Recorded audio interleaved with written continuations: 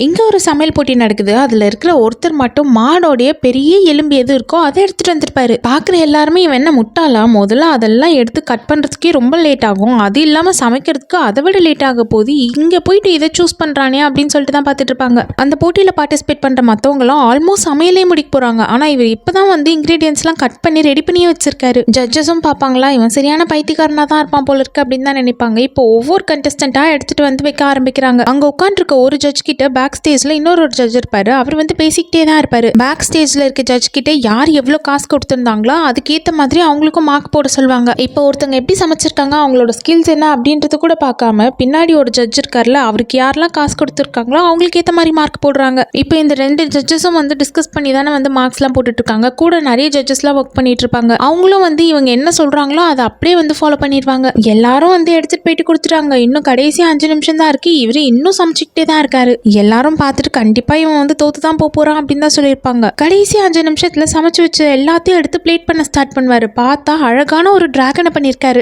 எப்படியோ டைம் பத்தாது, அதுக்கு முன்னாடியே வந்து அவன் போயிடுவான் அப்படின்னு நினைச்சா சூப்பராகவே டிராகன் பண்ணிட்டாரு. அங்க இருக்கிற ஆடியன்ஸ்க்கு கூட ரொம்ப பிடிச்சிருக்கு. இப்போ இதை வந்து அவர் டேஸ்டிங்காக எடுத்துட்டு வந்திருப்பாரு. டேஸ்ட் பண்ணி பார்த்த ஜட்ஜ்க்கு ரொம்ப பிடிச்சிருக்கும் தான். ஆனா இந்த கண்டஸ்டன்ட் பேக் ஸ்டேஜ்ல இருக்க அந்த ஜட்ஜ் கிட்ட காசு கொடுத்துருக்க மாட்டாரு. அதனால இவனோட ரிஜெக்ட் பண்ணிடுங்க அப்படின்ட்டு சொல்றப்போ, டேஸ்ட் நல்லாவே இருந்தாலும் சரி, நீ வந்து ரொம்ப லேட்டா எடுத்துட்டு வந்துட்டு அதனால தேவையில்லை அப்படின்னு சொல்லிடுவாங்க. அவர் கரெக்டான டைமுக்கு தான் முடிச்சிருப்பாரு. ஆனா வேணும்னே ஏதாச்சும் ஒரு காரணம் சொல்லி அவாய்ட் பண்ணணும் அப்படின்றதுக்காகவே தான் அவாய்ட் பண்ணிட்டு இருப்பாங்க. இப்போ இந்த ரெண்டு ஜட்ஜஸும் வந்து பேசிட்டு இருப்பாங்களா, அதுல ஒரு குட்டி டிவைஸ் மாதிரி இருக்கும்.